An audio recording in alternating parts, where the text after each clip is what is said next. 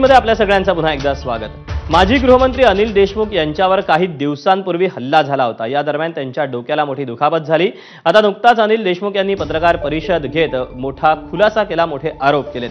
Forensic अहवालात दोघांनी गाडीवर हल्ला केला, सुरुवातीपासूनच घटनेला राजकीय रंग दिल्याचा आरोप अनिल देशमुखांनी केला। दरम्यान लवकरात लवकर फॉरेन्सिक रिपोर्ट हा जनतेपुढे आणणार असल्याचं देशमुख म्हणाले।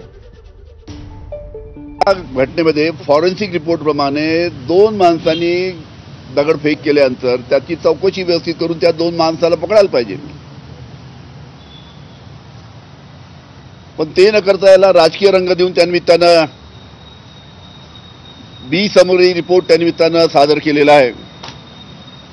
याच्यामध्ये खऱ्या अर्थानं आरोपी सापडले नाहीत यासाठी ए समरी रिपोर्ट सादर करायला पाहिजे होता।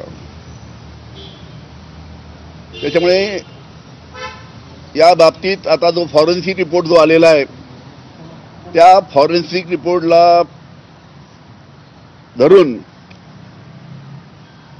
आम्ही योग्य ती कारवाई पुढील करू।